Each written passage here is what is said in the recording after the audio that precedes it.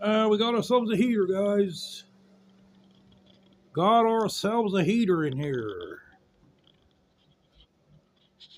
Because with this beauty here, I got to make sure that it's heated in here now.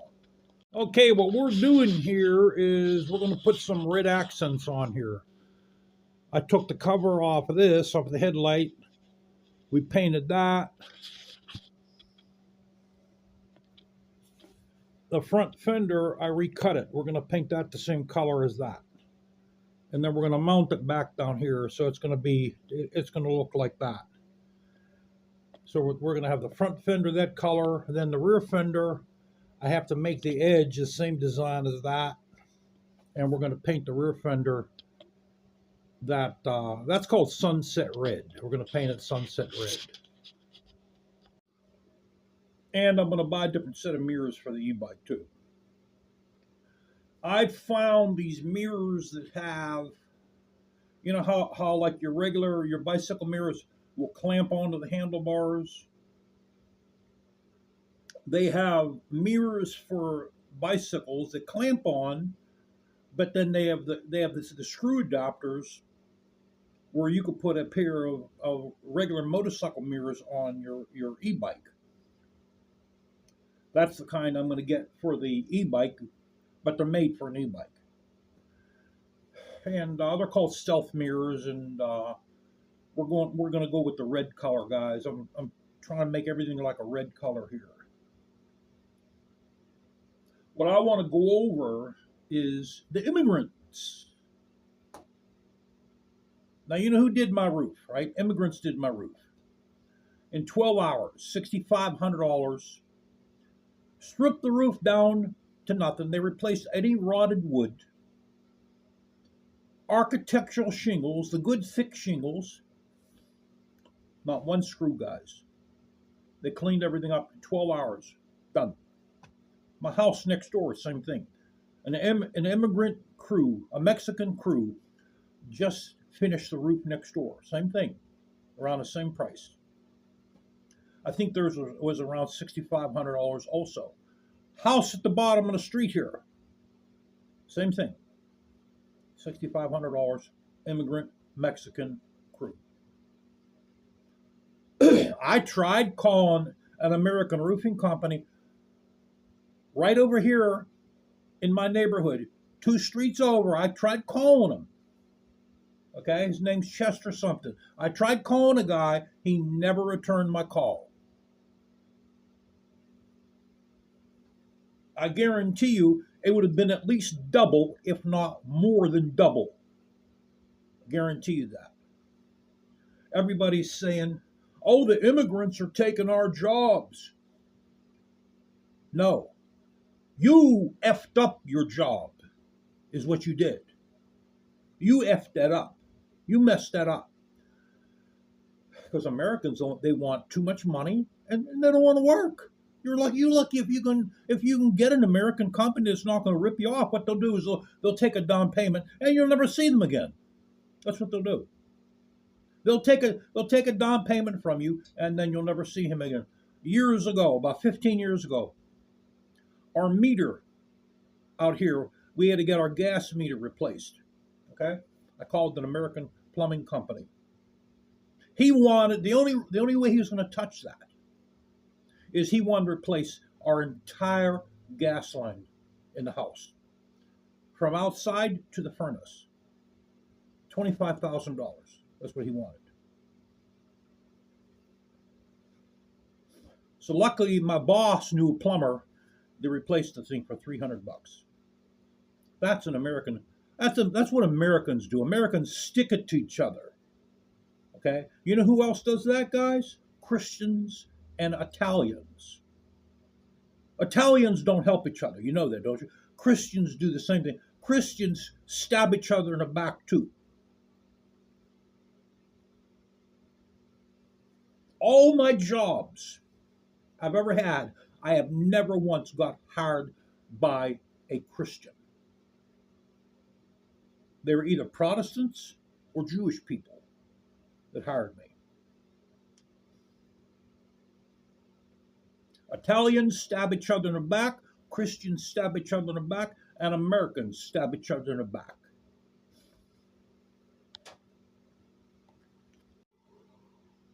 That's just what they do. When you're not looking, right in the back, they stab you. Just like that. That's what Italians do.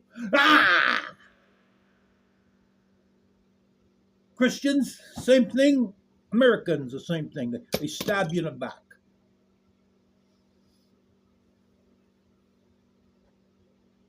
Immigrants aren't taking your jobs, okay? You need to come down a little bit with what you want per hour and do the work, what you're getting paid to do. I want to show you guys something. Those of you that don't have one of these motorcycles, you don't know what this windshield can do. So I'm going to show you what it can do. This is what you call a quick detachable windshield.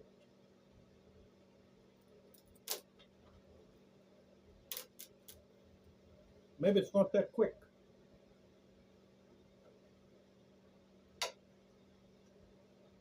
Okay, you don't have to lift nothing up. I'm going to do this without cracking it, hopefully.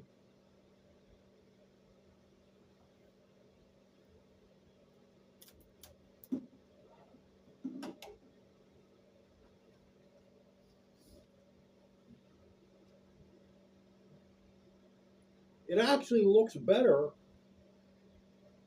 without the windshield, guys.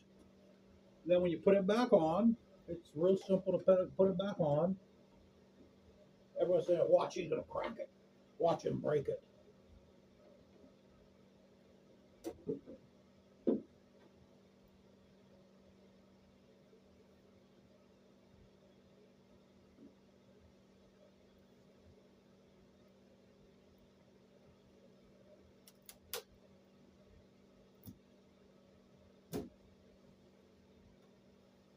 Okay. Has to go in like this little grommet here, then one up there, and that's it. Actually, I put fingerprints on it. I have to wash it, but she's cool.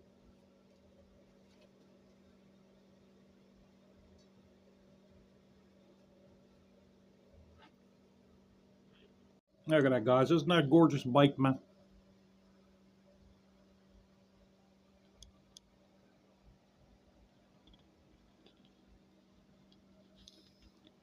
Yeah, so the way that works is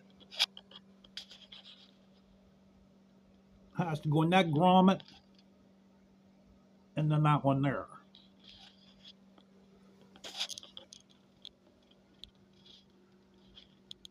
I'm still sick a little bit too. I still got it a little bit. So over 10 days now.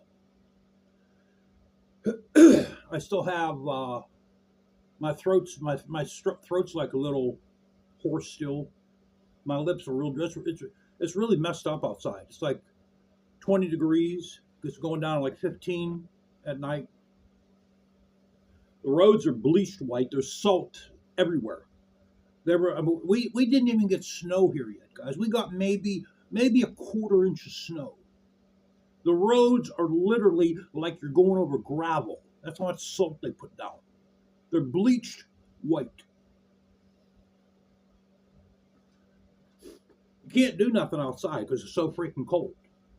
You can't do anything outside. You know, I watch these videos from Southern California of people cruising. You know, the cruising videos, the lowrider videos, the classic car videos. People cruise over there. There's absolutely nothing here like that. There's absolutely nothing. People around here, they have no outlet. Okay? Around here, it's so hard for a dude to meet a woman, for a dude to meet a girl, because there's nowhere for them to meet a girl. You know, there is, but the places are extremely limited. So that's why everyone around here is so uptight. and they just walk around in perpetual anger. And it's not going to change. It never has changed. As long as I've lived here, it's been like that. There's nothing here. All you can do here is work, pay bills, wake up, go to work, pay bills, come home, wake up, go to work, pay bills, come. That's all you can do here. It's an endless cycle. There's absolutely no recreation around here whatsoever. Yeah, you can go to one of the parks, run around a little bit. That's it. That's all there is. But as for cruising, as for a car culture, there's no car culture around here. And if somebody would start that, or even with the motorcycles, if somebody would start more motorcycle get-togethers, it's like glory days. People flock to that because they're thirsting for something like that so much. To go to glory days now, it was $10, now it's $20. This year, I don't know. Maybe it'll go up to $30 this year, or $25. Watch, it'll probably go up to $25 this year. Now I can actually go to that this year because I have a motorcycle that I know is going to start. I know it's not going to drain the damn battery down, so I can actually go to glory days this year, and probably a few other motorcycle shows too. So people, man, there's literally thousands of people went to glory days because the people that have motorcycles, they're literally yearning for something to go to like that has something to do with cars and bikes. There needs to be more of that around here. Not some little humbucking dealership thing, or some little humbuckling thing like at a bar or something, or some gold dang butterback humbuckling thing at some damn restaurant, like a bike night or something at some pea picking Jack Shaman restaurant. Man, we need something big for people to go to in a public bum bucking place. B. That's what we need here. I don't know why Pittsburgh. I should call it Pittsburgh or Passburg, excuse me. But I'll call it Pittsburgh so you know what I'm talking about. I don't know why Pittsburgh, Pennsylvania doesn't have Bike Week. Everything around Pittsburgh, Pittsburgh. Everything around Pittsburgh has every town around Pittsburgh has a Bike Week. They have a Bike Week up in Butler, PA. They have a Bike Week in Harrisburg. They have Thunder on a Mountain in Johnstown. That's Bike Week. They have Bike Week over in Cleveland, Youngstown, Ohio. They have nothing in Pittsburgh. Absolutely nothing. And it doesn't even have to be in Pittsburgh itself. It can be in one of the outlying areas. Have Bike Week there. I got to show you guys. I came across a graph of Pennsylvania townships and boroughs. Okay, I'm going to show you guys. For those of you that live down south in the parishes, you're going to love this. There's literally hundreds, if not thousands, of townships and boroughs in the state of Pennsylvania. Every little area, they have their own little municipality, because what they do is it's like a king and queen system where they suck the taxes from the residents. For those of you young bucks and young gals that still live under mommy and daddy's roof, and I know you're not giving them jack crap for rent. You ain't giving them no money whatsoever. I know you ain't giving them no money. Wait till you have to pay your taxes. Wait till you have to pay property tax. Another thing that you're going to have to pay that's mandatory is garbage pickup. Unless if you live on a street where there's no more than 6 homes. If you live on like some kind of country road where there's 6 houses or less, you don't have to have you don't have to pay for garbage pickup. But if you live on a public street or even a private street, it's mandated that you have to pay for garbage pickup. Do you guys know that? Here it's $90 every 3 months. So it's basically $30 a month. And they pick up garbage once a week. Okay? So you figure they'll pick it up 4 times in a month. That's $30 divided into 4. What do we have? What's 30 into 4, guys? That's like 7 something, right? So your bag of garbage, yes, yeah, it's like, I think it's $7.25, something like that. Each bag of garbage you throw out is worth $7.25. Now, the township, I live in a township. They charge 1% wage tax here. So, out of every person that pays garbage to the company, my township is making 1% out of every household that pays for garbage. It's a racket is what it is. That's exactly what it is. It's a racket. Okay, we pay $90 every 3 months. So that's what, about that's $360 a year. 1% of that is $3.60. So my township makes $3.60 off of me paying for garbage pickup. And they make that on every single homeowner. And they also they'll charge the company 1% wage tax on top of that. It's like our school tax here. We actually have a preschool tax. It's $395. We just sent in our 3rd quarter, which was $825. We have 1 more to go. Then we have a county tax.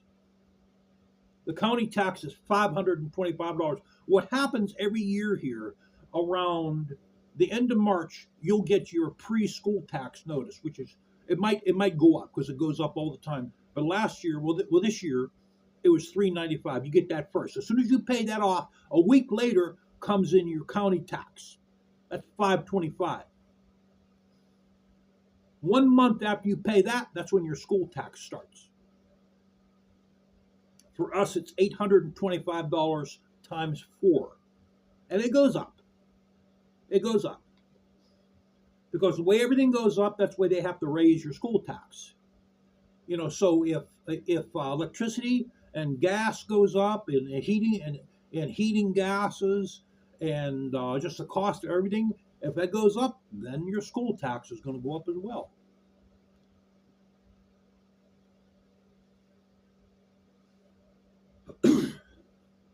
But garbage is mandatory, and you have to pay it. Unless if you can show them proof that you're getting rid of your garbage. See, which that's what I do for a living. But I can't let my company think that I'm dumping my garbage into their dumpsters. I don't know if they'll like that. And I'm just not taking that. I'm not taking that chance. What was my wife doing? I hear like running back. What the hell is she doing? I bet she's playing with the dog or something. So yeah, guys, we finally got a heater in here, man. That little heater, that was one of the Black Friday deals I got on Amazon. And I'm waiting for a can of paint to come in for the color. I want to spray the front fender and the rear fender. And I can't even go nowhere on the e-bike. I can't. The only place I'm going to be able to go to is when I drop my car off for inspection, and that's going to be around, I think, around the 10th. Around the 10th is supposed to. I'm getting myself all excited here. I'm starting to have like hiccups because I'm getting myself worked up, guys. I think around the 10th is supposed to warm up a little bit. It's supposed to actually warm up to 40 degrees, maybe 45 degrees. And I will tell you, honest to God, guys, if I was able to, man, I'd move down to Florida. I would still move down to Florida. Despite all the floods they had down there, I would still move down there because this cold weather is literally killing me. I can't handle it no more. I can't handle it no more. There's a lot of places in Florida that don't get flooded. Not all Florida gets hit by hurricanes and floods. But you got to watch where you move down there. I could tell you that. There's a lot of very, very racist areas. You got to really watch, guys. If you move down to Florida, man, do your research. Okay. There's a lot of places where you got to watch not to move there. That's how it is. That's how it is all down south. All down south is like that. You got to watch where you go.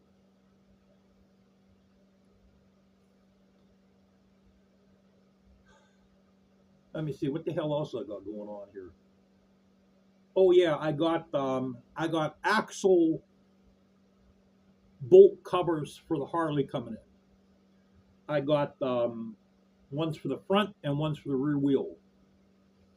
We're gonna see if they don't fit. I'm gonna put them on the e-bike. And I'm trying to find out some kind of bolt covers for the e-bike acorn bolts too.